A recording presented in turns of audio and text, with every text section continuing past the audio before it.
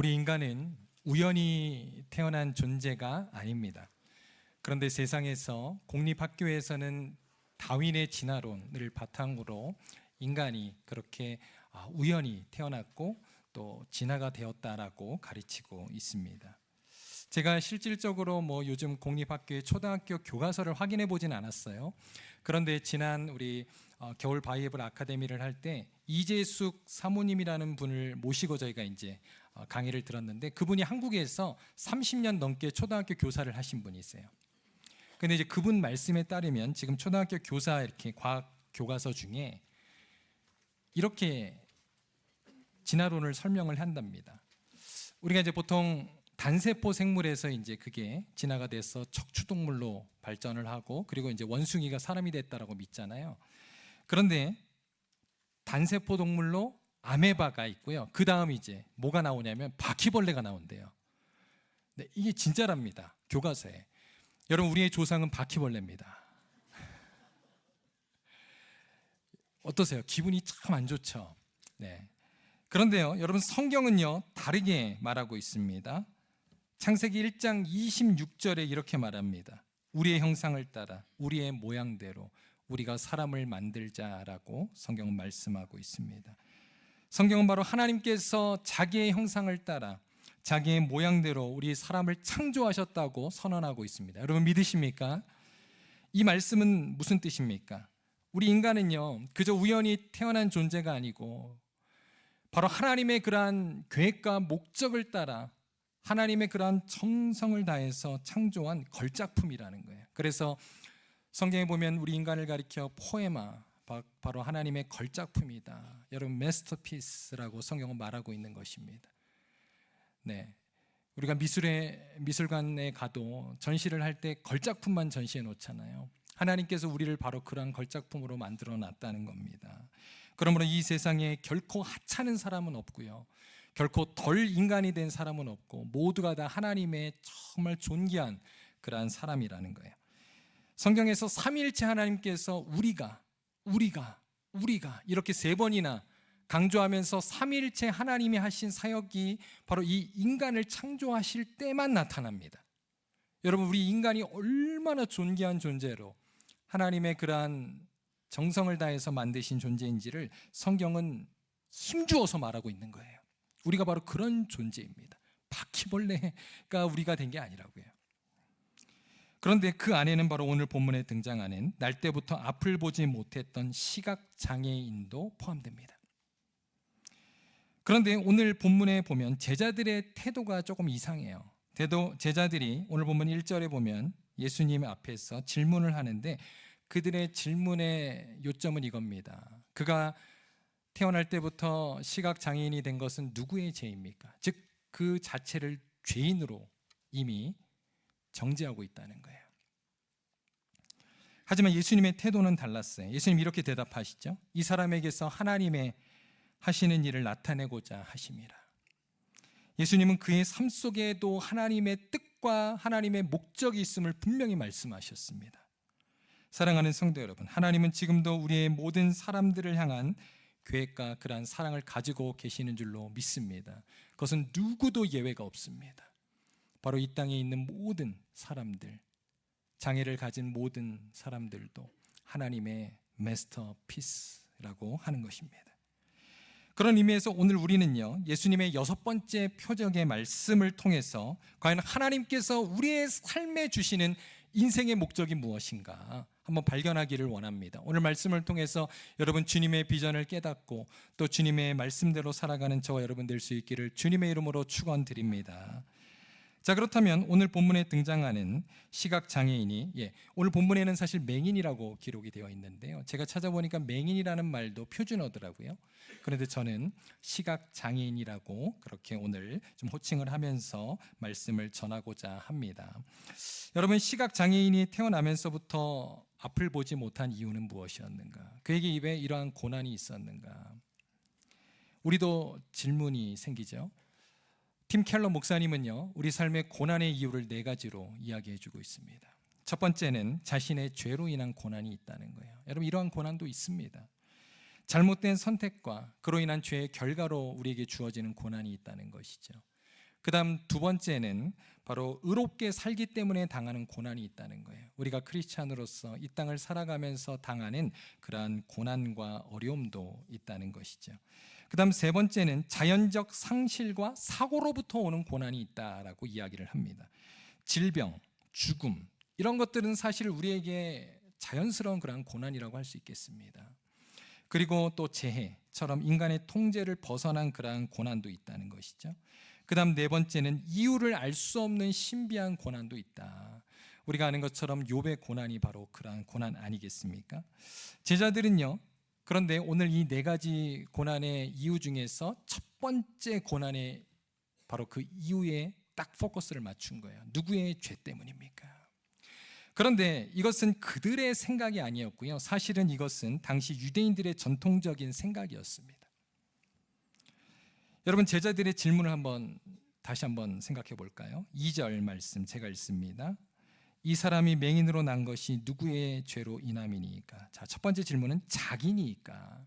두 번째 질문은 그의 부모의 죄입니까? 라고 말씀하고 있습니다. 제가 대답을 해드릴게요. 첫 번째 질문. 여러분 이것은요 질문 자체부터 틀렸습니다. 왜 그렇습니까? 이 사람이 태어날 때부터 시각장애인이 되었다면 도대체 언제 죄를 지었다는 거죠? 엄마의 뱃속에서 죄를 지었다는 겁니까? 말이 안 되는 거예요. 지금 질문 자체가 모순입니다. 그 다음 두 번째 질문도 틀렸어요. 왜냐하면 부모의 죄 때문에 자녀가 이러한 고통을 당한다는 생각 역시 성경적인 가르침과는 다릅니다. 제가 하나만 예를 드릴게요. 에스겔 18장 20절에 보면 이렇게 분명히 말씀합니다. 아들은 아버지의 죄악을 담당하지 아니할 것이요 아버지는 아들의 죄악을 담당하지 아니하리니 라고 분명히 말씀하고 있습니다. 물론 우리가 이제 이렇게 생각할 수 있어요. 믿지 않는 자들이 3, 4대의 저주를 받는다 그랬는데 그럼 그건 무엇입니까? 여러분 그것은요 예수님을 믿지 않는 자들 이야기하는 거예요. 예수님을 믿지 않는 가정이 계속해서 예수님을 믿지 않으면 그러한 저주가 그 가운데 있다는 걸 얘기하는 거예요. 여러분 이 말씀대로 하나님께서는 각 사람의 책임을 그 사람에게만 물으시지 그 조상의 죄를 그 후손에게 묻는 분이 아니라는 거예요. 제자들의 질문이 우리는 좀 엉뚱했다고 생각할 수 있지만요. 사실 이 질문을 우리에게 적용해 보면 우리의 모습도 크게 다르지가 않습니다. 여러분 우리는 어떻습니까? 예를 들어서 집안에 큰 우환이 생기고 또 시험을 보면 계속 낙방하고 또 진급이 되지 않고 또 우리의 자녀가 이유 없이 시름시름 앓고 아프게 되면 어떻습니까? 우리 한국 사람들은 그러면은 어떻게 해요? 굿을 하잖아요. 점집에 찾아가서 부적을 붙이고. 그런데요 믿는 사람들도요 예외는 아닌 것 같아요. 일부의 사람들을 보면 용하다는 기도원을 전국적으로 찾아다니는 사람들도 있고 또 예언기도 하고 또 신유의 은사가 있다는 그러한 사람들을 찾아가서 기도를 받는 모습 등등을 볼 수가 있습니다. 1997년도에 제가 이제 그때 대학생 때였는데 여러분 한국에서 굉장히 인기를 얻은 신앙 서적이 있었습니다. 사실 신앙 서적이라고 말하기 조금 이상한데 나중에 이제 2단으로 판명이 됐어요. 제목은 가게에 흐르는 저주를 끊으라. 아마 여러분 중에도 보신 분들 계실 겁니다. 이렇게 초록색으로 된 책이 있었어요. 그런데 이 책의 영향으로 한국 교회에 굉장히 큰 센세이션을 일으켰습니다. 그래서 그 당시에 많은 목회자들이 그 책을 인용하기도 했어요. 그리고 심지어 그것을 놓고 함께 또 조상의 죄를 회개하는 그러한 진풍경들도 있었습니다. 제가 실질적으로 경험을 했는데요. 미국에 제가 2008년도에 왔는데 그 전에 제가 이제 사역을 하다가 3개월 정도 이제 미국 오기 전에 쉬는 시간들이 있었는데 사역을 하다 보니까 이제 다른 조금 큰 교회 이렇게 좀 탐방을 하고 싶었어요. 그래서 이제 사역을 멈췄으니까 좀 그래야겠다. 그래서 이제 서울에 또 이제 경기도에 좀 큰 교회들 이렇게 탐방을 했습니다. 한 번은 금요예배 어떤 큰 교회를 갔는데 그날 이제 예배 드리고 같이 기도회를 하는데요. 정말 조상의 죄를 위해서까지 같이 회개 기도를 하더라고요. 제가 굉장히 혼란스러웠습니다. 왜 혼란스러웠는지 아세요? 도대체 몇 대의 조상까지 회개를 해야 되나? 여러분 이러다가는 우리가 아담의 죄까지 회개를 해야 돼요. 맞습니까? 여러분 이것은 비성경적입니다. 그런데 이때 예수님께서 제자들의 잘못된 질문의 방향을 바꾸어 주셨어요. 그게 이제 3절입니다. 자, 3절 말씀 다 같이 읽습니다. 시작. 예수께서 대답하시되 이 사람이나 그 부모의 죄로 인한 것이 아니라 그에게서 하나님이 하시는 일을 나타내고자 하심이라. 자, 예수님은요, 고난의 원인보다도 바로 그를 통해서 하실 일을 말씀하셨습니다. 우리는 보통 고난에 항상 원인에만 관심이 있어요. 여러분, 욥과 욥의 세 친구들의 그 논쟁도 보십시오. 그들은 원인에 그렇게 관심이 있어요. 그런데 하나님께서 욥기 38장부터 나타나셔서 말씀하기 시작하시는데 욥의 고난의 원인을 말씀하지 않습니다. 하나님이 하실 일, 그리고 하시고 있는 일을 말씀하셨을 뿐이에요. 여러분, 자, 그렇다면 오늘 예수님께서 이 앞을 보지 못하는 시각장애인에게도 어떤 말씀을 하셨습니까? 우리 아까 말씀 다시 보시면 바로 이 사람에게서 하나님의 하시는 일을 나타내고자 하신다라고 이야기하셨습니다. 그의 어떤 고난의 원인을 말씀하지 않으세요. 그렇다면 그를 통해서 앞으로 그 하나님이 하실 일은 무엇인가? 자, 여기에 이제 오늘 설교의 포커스를 두고 제가 오늘 말씀을 여러분과 함께 나누기를 원합니다. 자, 어떤 이들은요, 이 하나님이 하시는 일이 뭘까를 이렇게 분석을 하면서 이것이 바로 오늘 본문에 나타난 예수님이 행하신 기적이 아니겠는가라고 이야기를 합니다. 여러분 어떻게 생각하십니까? 그런데 저는 아닌 것 같아요. 예수님께서 오늘 이 기적을 위해서 이 사람을 태어날 때부터 앞을 보지 못하게 하셨다? 여러분 좀 이상하지 않습니까? 예수님은요, 그렇게 한 사람의 인생을 헛되게 사용하시는 분이 아니십니다. 그 다음 두 번째, 어떤 사람들은요, 이 하나님이 하시는 일이라고 하는 것, 그것은 우리가 생각할 때 어떠한 성공이나 형통을 이야기하는 게 아닌가라고 또 해석하기도 해요. 우리가 보통 그런 이야기 많이 듣잖아요. 하나님께서 우리에게 큰 고난을 주시는 이유는 우리를 크게 쓰시기 위해서이다. 아마 이런 이야기 많이 들을 겁니다. 물론 그런 분들도 계세요. 그러나 여러분, 그것이 다 이유가 됩니까? 그렇지 않습니다. 우리가 보통 성경에 이제 요셉의 예를 들기도 하고 다윗의 예를 들기도 합니다. 우리가 아는 것처럼 요셉과 다윗은 얼마나 많은 고난을 당했습니까? 그러나 그들은 궁극적으로 요셉은 애굽의 총리가 되었고 또 다윗은 이스라엘의 두 번째 왕이 되었기 때문에 봐라, 이렇게 큰 고난을 통해서 하나님께서 결국 성공하게 하시지 않겠느냐라고 이야기를 한다는 겁니다. 그런데 여러분, 오늘 본문의 주인공도 과연 그랬을까요? 자, 오늘 본문은요, 사실 우리가 12절까지 읽었는데 여러분, 오늘 우리가 이제 요한복음 9장 전체의 내용을 함께 좀 살펴보기를 원합니다. 여러분 나중에 집에 가셔서 한번 다 읽어보시기를 바라고요. 제가 이제 조금씩 하나씩 이제 찝어가면서 이제 갈 건데요. 여러분 혹시 성경이 있으시면 요한복음 9장을 펼치시고 함께 따라오시면 큰 도움이 되겠습니다. 여러분, 요한복음 9장의 내용을 다 읽어봐도요, 이 사람이 성공했다는 성공담이 나오지 않아요. 형통하지 않습니다. 오히려 그와 반대로 그가 유대인 지도자들에게 박해를 당하고 회당에서 쫓겨나는 내용이 나와요. 여러분, 우리가 생각하는 그런 형통과는 완전히 반대되는 그런 모습이 나옵니다. 이거 어떻게 된 겁니까? 그렇다면 하나님께서 그에게 하시는 일이란 도대체 무엇일까요? 제가 이미 말씀드린 대로 여러분, 성경의 이 질문을 해석하기 위해서는요, 먼저 성경을 성경으로 해석을 해야 됩니다. 그래서 오늘 본문 12절까지의 내용에서는 그러한 내용들이 나와 있지는 않지만 이제 13절 이하를 보면 그 해답을 우리가 찾을 수가 있습니다. 자, 13절 이하를 보면 시각장애인이 눈을 뜬 이후에 어떤 일이 벌어졌는지를 보면 돼요. 그게 바로 하나님이 하시는 일입니다. 이 사람을 통해서. 자, 이 내용을 통해 우리는 그에게 하나님이 하시는 일이 무엇인지를 이제 발견하게 될 것입니다. 자, 요한복음 9장의 말씀을 보면 제가 이제 이 내용을 좀 말씀드릴게요. 저를 이제 보세요. 요한복음 9장의 내용을 이제 쭉 보면 이 시각 장애인이었던 사람은요, 기적을 경험한 이후에 이제 유대인들이 그를 찾아와서 신문을 하게 됩니다. 왜냐하면 이 기적이 일어났기 때문에 사람들이 막 메시아가 오셨다 그러고 이제 막 사람들에게 소문이 나니까 유대인들이 이제 그것을 확인하러 온 거예요. 그런데 놀랍게도 이 사람은요, 자신의 간증을 숨기지 않습니다. 그리고 당당하게 유대인들에게 예수님을 증거해요. 그러한 내용들이 기록이 되어 있습니다. 처음에는 예수님을 선지자라고 고백하고 나중에는 예수님을 그리스도라고 고백을 합니다. 그런데 그 결과가 어떻게 되었는지 아세요? 나중에 이 사람은요, 출교를 당해요. 출교를. 자, 그 내용을 한번 우리가 두 개만 찾아보겠습니다. 22절 한번 보여주세요. 제가 읽습니다. 그 부모가 이렇게 말한 것은 이미 유대인들이 누구든지 예수를 그리스도로 시인하는 자는 출교하기로 결의하였으므로 그들을 무서워함이러라. 이게 이제 그 앞을 보지 못했던 사람의 부모가 그렇게 했다는 건데, 이건 이제 제가 조금 이따가 좀 말씀을 드리겠고요. 당시에 이 유대인들, 여러분 유대인들이 무리들이 막 예수님을 따르게 되고 막 그리스도로 믿기 시작하니까 어떠한 결의를 하냐면요, 예수를 그리스도로 시인하는 자를 다 출교하기로 결정을 하게 된 거예요. 바로 이 결정을 했던 사람들이 유대인들의 지도자인 바로 산헤드린 공의회입니다. 그런데 그 다음 말씀 하나 또 볼게요. 자, 34절 보겠습니다. 한번 다 같이 읽습니다. 시작.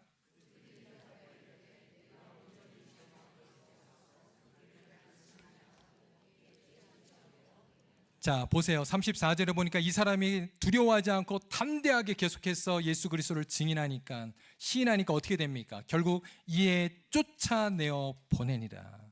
그런데 이것은요, 그냥 회당에서 쫓아냈다는 게 아니에요. 학자들에 따르면 그가 바로 출교를 실제로 당했다는 겁니다. 자, 여러분, 우리가요, 유대인이 아니기 때문에 이 출교가 도대체 얼마나 심각한 건지 잘 피부로 와닿지가 않습니다. 그죠? 그리고 당시에 그런 우리가 문화 사회적인 그런 배경을 좀 알아야 될 필요가 있어요. 여러분, 지금 오늘날에도 이러한 일들이 있습니다. 뭐 인도라든가 그리고 또 저기 무슬림 국가에 가면은요, 아직도 이제 계급 그런 것들이 있고 또 그 종교의 그 커뮤니티가 얼마나 끈끈하고 강합니까? 그래서 이슬람 그 인들이 살고 있는 그러한 지역에 선교하는 선교사님들의 이야기를 들어보면요, 전도하기가 너무 어렵다는 거예요. 그 이유가 뭔지 아세요? 우리는 그냥 한 사람이 뭐 회신하면 된다고 생각하지만 그 여러분 이슬람 공동체 안에서는요, 한 사람이 회심을 하면 그는 그 공동체에서 왕따가 되는 거예요. 그래서 그 가족이 다 왕따가 되고요, 그러면 그 사람은 결혼도 못해요. 그리고 직장에 취업하기도 어렵습니다. 왜냐하면 지금 거기는 거의 정교 일치잖아요. 이 유대 사회가 그랬다는 겁니다. 그런데 이러한 것들이 사실 우리 대한민국에도 예전에 있었죠. 여러분 아시는 것처럼 조선 시대 때 어땠습니까? 우리도 이제 계급 사회 아니었습니까? 그래서 조선 사회에서 원래 양반 계층은요, 조선 초기만 해도 전체 인구의 10%밖에 안 됐대요. 그러니까 90%는 사실은 평민과 다 종이었어요, 노비였어요. 그런데 이제 나중에 조선 후기가 되면서 여러분 아시는 것처럼 어떤 일들이 일어나게 됩니까? 조금씩 개화가 되면서 너도 나도 돈을 주면서 족보를 사고 팔게 됐어요. 그러면서 그때부터는요, 모든 사람들이 대부분 다 양반이 됩니다. 그게 이제 우리 조선의 역사예요. 왜 사람들이 그 양반 계급을 그토록 살려고 했을까요? 그것은 단순히 뭐 치장하기 위해서 또 자기를 자랑하기 위해서가 아닙니다. 그 이유는 단 하나예요. 바로 그 양반 공동체에 들어가기 위해서입니다. 여러분 조선 사회만 생각하더라도 양반이 되어야지만 사람 대접을 받을 수 있었어요. 우리가 사극을 통해서도 얼마든지 그런 내용들을 보잖아요. 여러분 노비나 그런 천민들은요, 사람이 아니에요. 죽어도 아무도 모릅니다. 그래서 양반이 돼야지만 법의 보호를 받고 재산을 모을 수 있고 혼인도 할 수 있었고 사회적 유대 관계를 유지할 수 있었어요. 그래서 사람들이 그 많은 돈을 주고도 너도 나도 그 양반의 소속을 사고자 했던 거예요. 여러분 바로 유대 사회가 바로 당시에 이랬다는 겁니다. 그래서 이 유대 사회 속에서 여러분 이 정말 공동체가 얼마나 중요했는지를 우리는 시각장애인의 부모의 모습을 통해서 또 확인을 하게 돼요. 아까 잠깐 읽었는데요, 요한복음 9장 21절에 보면 유대인들이 이제 이 시각장애인이었던 사람이 예수님으로 인하여 눈을 뜨게 됐잖아요. 근데 도대체 믿을 수가 없는 거예요. 그래서 누구를 찾아가냐? 증인으로 그 부모를 찾아갑니다. 그리고 묻죠. 이 아이가 태어날 때부터 정말 앞을 보지 못했는지를 물어봐요. 그런데 부모가 그것을 대답을 합니다. 맞습니다. 우리 아이는 태어날 때부터 앞을 보지 못했습니다. 그런데 이제 두 번째 질문이 뭐였냐면, 그러면 누가 이 아이의 눈을 뜨게 했느냐라고 질문을 합니다. 그런데 부모가 어떻게 대답하죠? 그 대답을 회피해요. 모른다 그래요. 그리고선 우리 아이가 이제 성인이 됐으니까 그 아이한테 직접 물어보라고 합니다. 여러분, 부모가요, 사랑하는 자녀하고도 이렇게 꼬리 자르기를 했어요. 그 이유가 뭡니까? 출교가 들어왔기 때문에 그랬다는 거예요. 여러분, 정말 사랑하는 그 자식을 위해서도 대답해 주지 못했던 그러한 사회가 당시의 유대 사회였다는 것입니다. 그래서 그 당시에 많은 사람들이 예수님을 믿었지만 대부분 다 숨어서 그렇게 예수님을 따라 다녔던 겁니다. 그런데요, 자, 여러분, 여기서 제가 오늘 말씀의 하나님의 그럼 일이 무엇인가를 조금 더 설명해 드리기 위해서 예수님의 제자들의 이야기를 조금 한번 여러분과 나누기를 원합니다. 예수님께서는요, 제자들에게, 이제 제자들과 3년 반 동안 함께 공생애를 지내시면서 이러한 말씀을 하셨어요. 내가 이제 십자가에 못 박히고 그리고 죽은 후에 부활하겠다라고 하시는 말씀을 하셨습니다. 십자가의 길을 몇 번이나 얘기하셨냐면 3번이나 공개적으로 이야기를 하셨어요. 그런데 제자들은 어떻게 하죠? 예수님의 이 말씀을 이해했습니까? 못했습니까? 못합니다. 그래서 오히려 제자들은 잘못된 그러한 야망을 품고 있었고요. 여러분 아시는 것처럼 베드로가 마지막 예수님이 3번째 말씀하실 때 어떻게 했어요? 예수님, 그러한 일이 절대로 일어날 수 없습니다 하면서 자신이 마치 예수님을 지켜줄 것처럼 이야기를 했어요. 그때 예수님께서 베드로에게 하신 말씀을 한번 보겠습니다. 자, 마태복음 16장 23절에서 24절 다 같이 한번 읽습니다. 시작. 예수께서 돌이키시며 베드로에게 이르시되 사탄아, 내 뒤로 물러가라. 너는 나를 넘어지게 하는 자로다. 내가 하나님의 일을 생각하지 아니하고 도리어 사람의 일을 생각하는도다 하시고, 이에 예수께서 제자들에게 이르시되 누구든지 나를 따라오려거든 자기를 부인하고 자기 십자가를 지고 나를 따를 것이니라. 자, 23절에 딱 고정을 좀 해주세요. 앞절 23절 여기에 보시면 자, 하나님의 일이 무엇인지가 나옵니다. 자, 보세요. 내가 하나님의 일을 생각하지 아니하고, 여기서 하나님의 일이 뭘까요? 바로 십자가의 길을 말하는 거예요. 예수님이 제자들에게 3번씩이나 말씀하셨던 십자가의 길, 그것이 바로 하나님이 하시는 일이라는 겁니다. 그런데 제자들은 무엇을 생각했어요? 사람의 일을 생각했다. 즉 예수님으로 인해서 받을 그 영광의 길을 생각했다는 거예요. 여러분, 이러한 말씀을 우리가 종합해 볼 때 예수님께서 이 시각장애인에게 말씀하셨던 앞으로 그를 통해서 하실 하나님의 하실 일은 바로 예수님으로 인하여서 받을 고난의 길을 말하는 거예요. 자, 그렇다면 그러한 일들이 이 사람에게 어떻게 펼쳐졌는지를 한번 우리가 계속해서 한번 보도록 하겠습니다.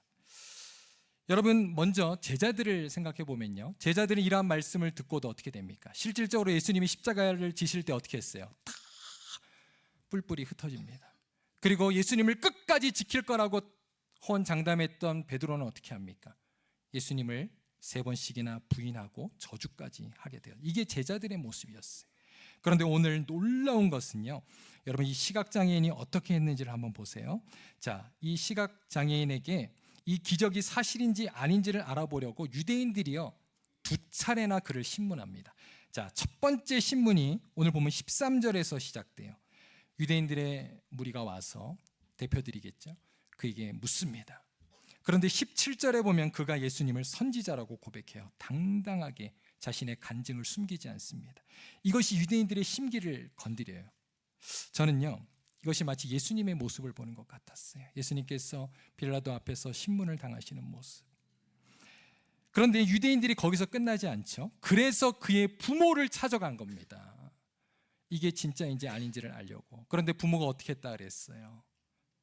거절했습니다. 모른다고 거절하고 우리 아이에게 직접 물어보라고 했습니다. 저는 이 모습에서 예수님을 부인한 제자들의 모습이 떠오르더라고요. 그리고 나서 또 2번째 시각장애였던 자에게 2번째 신문이 이어집니다. 그게 바로 24절이에요. 24절부터 보면 그를 다시 불러요. 그런데 이 사람을 보세요. 더 담대하게 고백하기 시작합니다. 전혀 유대인들을 두려워하지 않아요. 그는요, 사실 성경에 보면 그의 이름조차 나와 있지 않습니다. 무명의 그리스도인이에요. 그런데 그가 출교를 두려워하지 않고 담대하게 예수 그리스도를 증언합니다. 여러분, 제가 이번에 말씀을 준비하면서 발견한 사실이 있어요. 복음서 안에서 예수님이 돌아가시기 전에 예수님을 정말 담대하게 전하고 고난을 당한 사람이 이 사람이 유일해요. 여러분, 다른 증인이 있으면 한번 찾아보세요. 그래서 왜 이 무명의 이야기가 정말 이렇게 길게 요한복음 9장 안에 들어갔는지를 제가 그 이유를 발견했어요. 그의 한번 고백을 들어봅시다. 27절입니다. 대답하되 내가 이미 일렀어도 너희가 듣지 아니하고 어찌하여 다시 듣고자 하나이까? 당신들도 그의 제자가 되려 하나이까? 여러분, 두려워하는 모습이 전혀 없습니다. 그리고 나서 32절에서 33절 한번 보겠습니다. 자, 다 같이 읽습니다. 시작. 창세 이후로 맹인으로 난 자의 눈을 뜨게 하였다 함을 듣지 못하였으니 이 사람이 하나님께로부터 오지 아니하였으면 아무 일도 할 수 없으리이다. 바로 하나님의 그리스도 예수 그리스도를 증언하였던 것입니다. 바로 이 일로 인하여서 그가 결국은 쫓겨나게 된 거예요. 출교를 당하게 되었던 것입니다. 그런데 그는 당당하게 예수 그리스도를 변호하고 출교를 당합니다. 여러분, 당시에 많은 사람들이 그와는 대조적으로 행동했어요. 예수님의 제자들의 제가 이야기를 해드렸지만 요한복음 12장 42절에 보면 이렇게 말합니다. 제가 읽어드릴게요. 그러나 관리들 중에도 그를 믿는 자가 많대. 바리새인들 때문에 드러나게 말하지 못하니 이는 출교를 당할까 두려워함이라 그랬습니다. 여러분, 만약 우리가 한번 이 당시의 모습으로 우리가 한번 가보면 좋을 것 같습니다. 내가 만약 그 자리에 있었다면 나는 어떻게 행동했을까? 한번 이 시간 적용해 보기를 바라요. 제가 이 말씀을 준비하면서 정말 제가 마음속으로 많이 회개가 됐어요. 저도 정말 이렇게 목회를 하고 또 주님의 사역을 하는 것이 주님을 정말 사랑하는 마음으로 이 자리에 오게 되었지만, 만약 저도 이 사람과 같이 그러한 처지에 있다고 한다면 과연 내가 담대하게 예수 그리스도를 증언할 수 있을까? 내가 그만큼 주님을 사랑하는가? 나는 그러한 적용을 해봤을 때 참 부끄러운 생각이 들었어요. 여러분은 어떠십니까? 여러분, 그의 모습은요, 분명히 당시에 많은 예수님을 믿는 사람들에게 도전이 되었을 거예요. 저는 여기서 나비 효과가 생각이 났어요. 텍사스의 날갯짓을 하는 나비의 그 날갯짓으로 여러분 폭풍이 일어납니다. 자, 제가 계속 말씀드릴게요. 여러분, 당시에 이 사람을 출교했던 사람들이 누굽니까? 유대인들의 바로 무리, 그 지도자인 사내들린 공의의 사람들이었잖아요. 근데 거기에 누가 들어가 있는지 아세요? 여러분, 놀랍게도 우리가 잘 아는 니고데모가 거기 있었어요. 그리고 아리마대 요셉이 거기 있었습니다. 그런데 여러분 아시는 것처럼 니고데모는 요한복음 3장에 보면 예수님에 대해서 궁금했어요. 그래서 밤에 몰래 찾아와서 예수님께 구원에 대해서 질문했던 사람입니다. 그런데도 예수님이 돌아가실 때까지 아직은 자신의 그러한 정체성을 나타내지 못했어요. 그런데 여러분, 바로 이 사람의 일로 인하여서 그가 사내들린 공의였기 때문에 그를 출교하는 일에 함께 했을 겁니다. 그러면서 그는 굉장히 큰 도전을 받았을 거예요. 그런데 이제 이들이 어디서 자기를 나타내냐면 예수님의 십자가 앞에서 드디어 여러분 니고데모와 아리마대 요셉이 자신들의 신앙을 공개적으로 고백합니다. 그러면서 여러분 니고데모는 빌라도에게 예수님의 시체를 달라 그래요. 그리고 아리마대 요셉은 자신의 개인 소유인 무덤을 바로 도네이션하고 거기에 예수님을 장사 지냈던 겁니다. 이 일은 모든 사람들이 보는 앞에서 이루어졌던 일이에요. 우리는 이 일로 인해서 그들이 어떠한 일을 당했을지 상상할 수 있습니다. 그들은 공의 의원으로부터 쫓겨나게 되었고 분명히 그들도 출교 당했을 것입니다. 여러분, 이러한 담대함이 과연 어디서 나왔을까? 여러분, 예수님의 제자들도 다 도망치고 예수님을 부인하는 가운데 이러한 무명의 그리스도인들의 우리는 믿음의 모습을 보게 된다는 거예요. 그런데 놀랍게도 바로 이렇게 출교당한 자에게 예수님께서 이제 직접 찾아오십니다. 저는 왜 이 모습을 묵상하는데 부활하신 예수님께서 제자들을 찾아오신 모습이 떠오르는지 모르겠어요. 그러면서 예수님 그를 얼마나 자랑스러워하시고 예뻐하셨을까. 그 마음이 느껴지더라고요. 그러면서 35절에 이렇게 말합니다. 예수께서 그들이 그 사람을 쫓아냈다 하는 말을 들으셨더니 그를 만나사 이르시되 내가 인자를 믿느냐. 그러자 어떻게 고백합니까? 38절 이르되 주여 내가 믿나이다 하고 절하니라. 여러분, 이렇게 아름다운 정말 이 믿음의 모습 성경 우리에게 보여주고 있습니다. 그가 절했다라고 하는 것은 예배하다와 같은 단어예요. 그는 단순히 기적으로 인하여서 그냥 쇼를 보여드린 게 아닙니다. 이제는 정말 주님의 제자가 되었고 예배하는 자가 되었음을 성경은 우리에게 말씀하고 있습니다. 그리고 그 다음 구절에 보면 예수님께서 이제 자신이 이 땅에 오신 목적을 얘기하시고 그 사람을 기뻐하셨다라고 성경은 기록하고 있어요. 여러분, 그가 주님 앞에서 얼마나 큰 그러한 하늘의 상급을 받았을지 참 그러한 모습들이 상상이 되었습니다. 여러분, 그렇기 때문에 바로 요한이 이 무명의 사람의 이야기를 요한복음 9장에 그리고 6번째 표적의 이야기에 넣은 거예요. 제가 말씀드렸잖아요. 요한복음은 모든 표적을 다 넣지 않았다고 선별해서 취사 선택해서 가장 중요한 표적을 하나씩 넣는데요. 이 여러분 6번째 표적이 얼마나 길게 기록이 되어 있습니까? 그런데 놀라운 것은 그의 이름도 몰라요. 이러한 무명의 그리스도인의 믿음을 요한은 기록하고 있는 것입니다. 왜요? 바로 이것은 바로 우리에게 말씀하시고자 하는 메시지가 있음을 바로 요한은 전하기 원했던 것입니다. 여러분, 그 정말 요한이 우리에게 전하고자 했던 그러면 메시지가 무엇일까요? 그것이요, 오늘 우리가 읽은 4절에 들어가 있어요. 우리 한번 4절 말씀 다 같이 한번 읽습니다. 시작.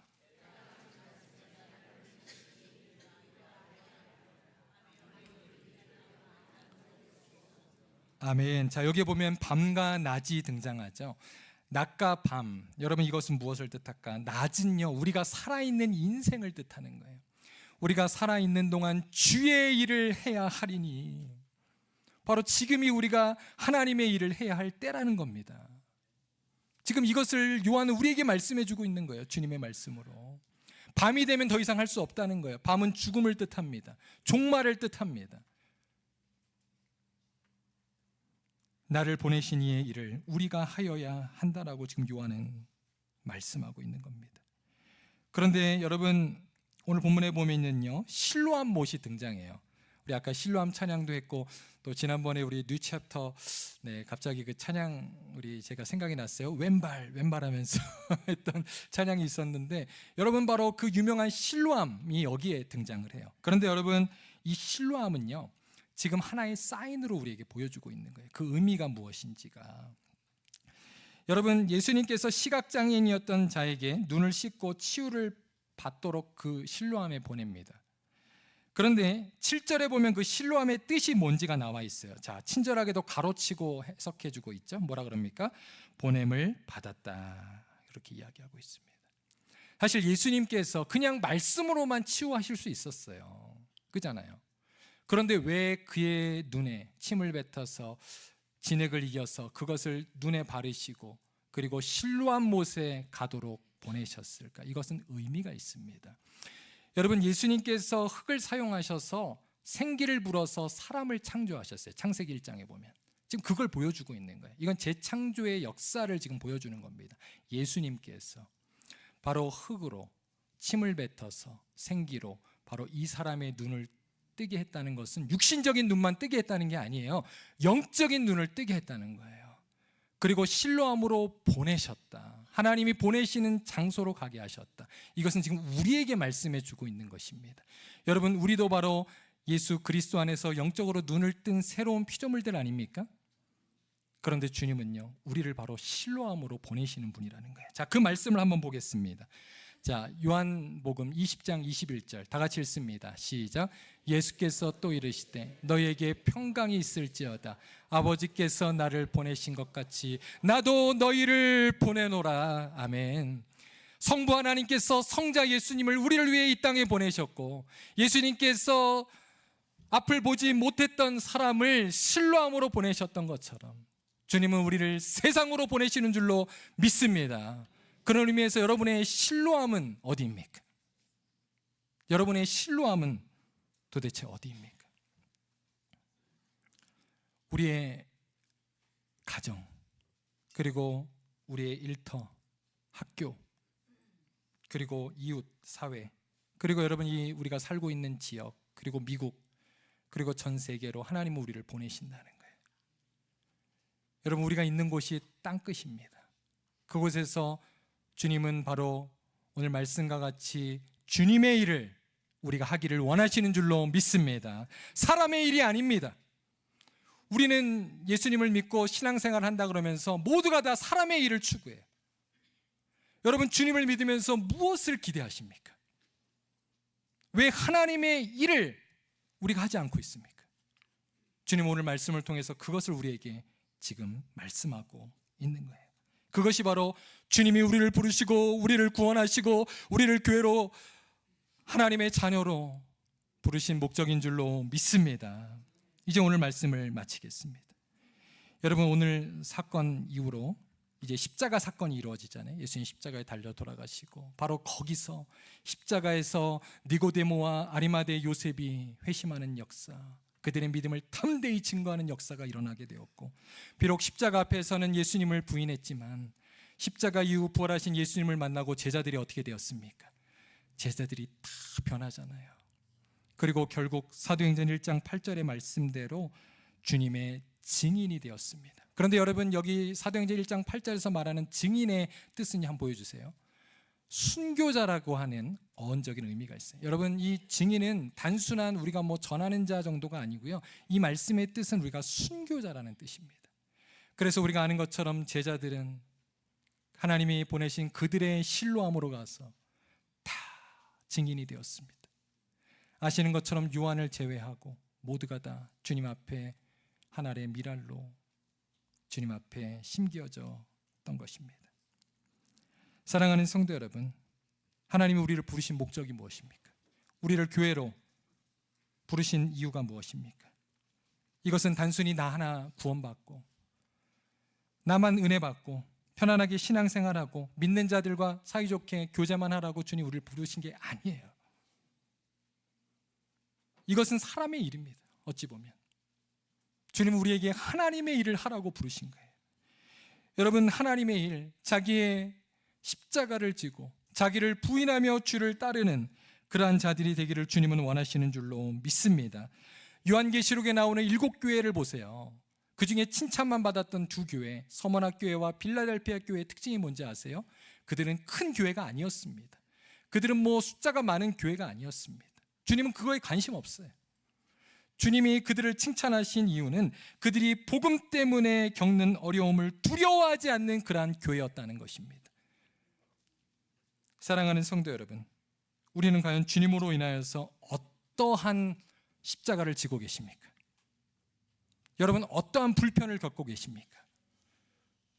어떻게 여러분 자기를 부인하며 살아가고 계십니까? 여러분, 우리가 성도로서 이 세상에서, 그리고 교회에서, 여러분 리더로서 주님으로 인하여서 받는 여러 가지 어려움들, 또 불필요한 오해들, 여러분 남들이 알아주지 못하는 그러한 모든 것들, 서운함들, 여러분 이것이 바로 주님께서 우리에게 주신 십자가인 줄로 믿습니다. 그거를 지고 가라는 거예요. 그걸 지고.